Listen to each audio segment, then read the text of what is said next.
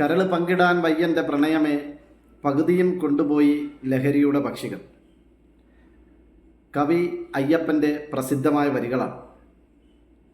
പ്രണയിനിക്ക് പങ്കുവെച്ചു കൊടുക്കേണ്ട കരള് ലഹരിക്കടിമപ്പെട്ടതിൻ്റെ പേരിൽ എന്നേക്കുമായി നഷ്ടപ്പെട്ടു പോയ ഒരു കാമുകൻ്റെ ആത്മരോദനത്തിൻ്റെ വരികളാണ്. ലഹരിയെക്കുറിച്ചാണ് ഇന്നത്തെ ദിവസം സംസാരിക്കാൻ ഉദ്ദേശിക്കുന്നത്. കഴിഞ്ഞ ദിവസം നമ്മുടെ കേരളത്തിൽ 3 മരണങ്ങളാണ് റിപ്പോർട്ട് ചെയ്യപ്പെട്ടത്. മരണങ്ങൾ എന്ന് പറഞ്ഞാൽ പോരാ, 3 കൊലപാതകങ്ങൾ.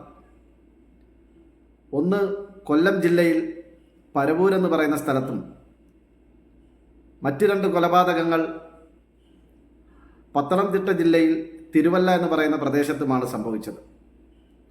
ഈ 3 കൊലപാതകങ്ങളും അല്ലെങ്കിൽ ഈ 3 മരണങ്ങളും മക്കളുടെ ലഹരി ഉപയോഗം കാരണം മാതാപിതാക്കൾക്ക് ഇഹലോകവാസം വെടിയേണ്ടി വന്ന വളരെ ദാരുണമായ സംഭവമാണ്.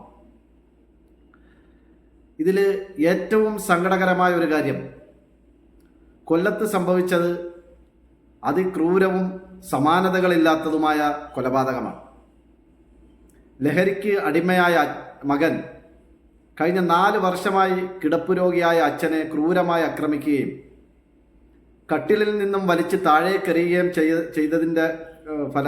ചെയ്തതിൻ്റെ ഫലമായി അദ്ദേഹത്തെ ഹോസ്പിറ്റലിലേക്ക് എത്തിക്കുകയും കൃത്യമായ ചികിത്സ നൽകാൻ മറ്റൊരു ഹോസ്പിറ്റലിലേക്ക് കൊണ്ടുപോകാൻ നിർദ്ദേശിക്കുന്ന വഴിയിൽ മരണപ്പെടുകയുമായിരുന്നു.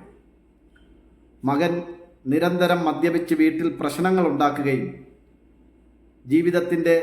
കുടുംബത്തിൻ്റെ സമാധാന അന്തരീക്ഷം പൂർണ്ണമായും തകർക്കപ്പെട്ട നിലയിലായിരുന്നു ആ കുടുംബത്തിൻ്റെ അന്തരീക്ഷം.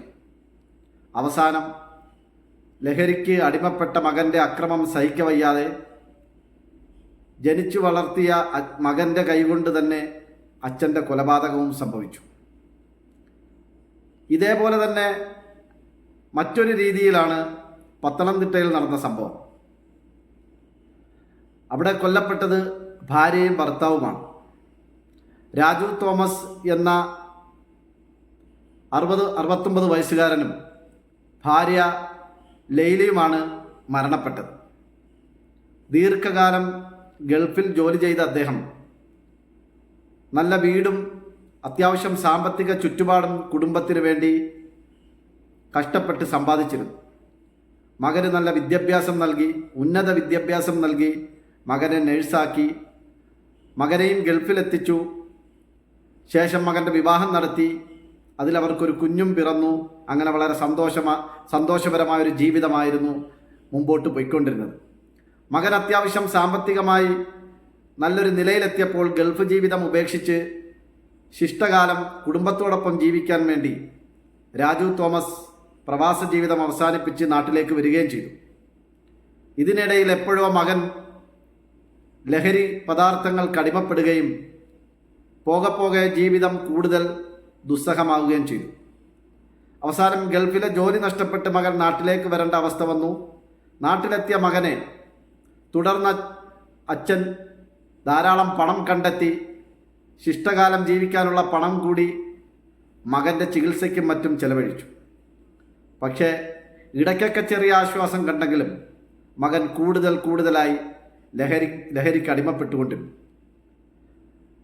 അവസാനം ഒരു തരത്തിലും മകനെ തിരിച്ചു കൊണ്ടുവരാൻ സാധ്യമല്ല എന്ന് മനസ്സിലാക്കിയ അച്ഛൻ കഴിഞ്ഞ ദിവസം അത്യാവശ്യം കടക്കാർക്കൊക്കെ കൊടുക്കാനുണ്ടായിരുന്ന പൈസയും കൊടുത്തതിന് ശേഷം ഭാര്യയുമായി കാറിൽ കയറി കുറച്ചകലെയുള്ള ഒരു വയൽ പ്രദേശത്തേക്ക് പോയി സ്വയം ആത്മഹത്യ ചെയ്തു.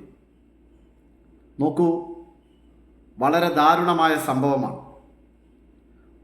നമ്മുടെ നാട്ടിൽ ചെറുപ്പക്കാരാണെങ്കിലും അല്ലെങ്കിൽ ലഹരി പദാർത്ഥങ്ങൾ ഉപയോഗിക്കുന്നവരൊക്കെ പൊതുവേ ചോദിക്കുന്നൊരു കാര്യമുണ്ട്. ഞാൻ എൻ്റെ പൈസയ്ക്ക് കള്ളു കുടിക്കുന്നത് കൊണ്ട് നിങ്ങൾക്കെന്താണ് പ്രശ്നം, അല്ലെങ്കിൽ നിങ്ങൾക്കെന്താണ് ഛേദം?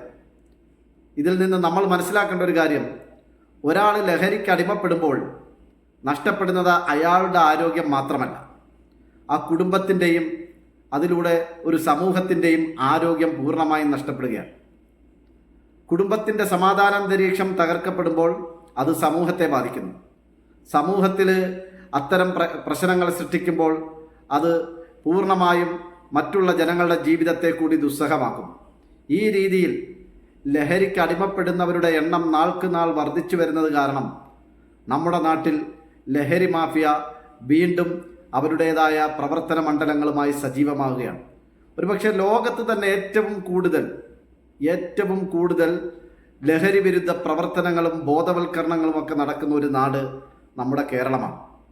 പക്ഷേ നിർഭാഗ്യവശാൽ നമ്മുടെ കേരളത്തിൽ നിന്നും പൂർണ്ണമായും ഈ ലഹരിയെ തുടച്ചു നീക്കാൻ അധികൃതർക്കോ ഇതുമായി ബന്ധപ്പെട്ട് പ്രവർത്തിക്കുന്ന സന്നദ്ധ സംഘടനകൾക്കോ കഴിയുന്നില്ല എന്നുള്ളതാണ് വാസ്തവം. സ്കൂൾ തലം മുതൽ തന്നെ കുട്ടികൾക്കിടയിൽ പോലും നമ്മൾ ലഹരി വിരുദ്ധതയ്ക്കെതിരായ ക്യാമ്പയിനുകളും മറ്റ് യോഗങ്ങളും ബോധവൽക്കരണങ്ങളും നടത്തിപ്പോരുന്നുണ്ട്. പക്ഷേ ഒന്നും പൂർണ്ണമായ ഫലപ്രാപ്തിയിൽ എത്തുന്നില്ല എന്നുള്ളതാണ് സത്യം. ഈ സംഭവം നമ്മൾ ചർച്ച ചെയ്യുമ്പോൾ അല്ലെങ്കിൽ വായിക്കുമ്പോൾ ബഹ്റൈൻ എന്ന ഗൾഫ് രാജ്യത്തിൽ നിന്നും ഒരു വാർത്ത വരുന്നുണ്ട്. അത് വളരെ ആശ്വാസകരമായ ഒരു വാർത്തയാണ്.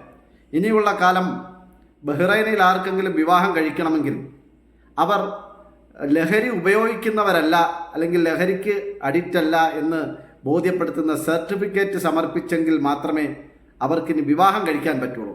വളരെ ആശ്വാസകരമായ സ്വാഗതാർഹമായ ഒരു കാര്യമാണ്. ഈ രീതിയിൽ നമ്മുടെ നാട്ടിലേക്കും ഇത്തരത്തിലുള്ള കുറച്ചുകൂടി ഫലപ്രദമായ തീരുമാനങ്ങളിലേക്ക് കടന്നാൽ ഒരുപക്ഷെ ലഹരിയുടെ ഉപയോഗം വളരെ പെട്ടെന്ന് തന്നെ നമുക്ക് കുറച്ചു കൊണ്ടുവരാൻ സാധിക്കുമെന്നാണ് ഇതിൽ നിന്നും എനിക്ക് മനസ്സിലാവുന്ന ഒരു കാര്യം. അതുകൊണ്ട് ഇന്നലെ നടന്ന ഈ 3 പേരുടെയും മരണത്തിൻ്റെ പ്രധാനപ്പെട്ട കൊലപാതകി, ഈ 3 പേരെയും മരണത്തിലേക്ക് നയിച്ചത് ലഹരിയാണ്. ജീവിതത്തിൽ ഒരിക്കലും ഒരുപക്ഷെ ലഹരി കഴിക്കാത്തവരോ ലഹരി ഉപയോഗിക്കാത്തവരോ ആയ 3 പേരുടെ ജീവനാണ് ലഹരി ഉപയോഗിച്ച മക്കൾ കാരണം നഷ്ടപ്പെട്ടത്. ഇത്തരം ദാരുണമായ സംഭവങ്ങൾ എവിടെയും ആവർത്തിക്കാതിരിക്കട്ടെ.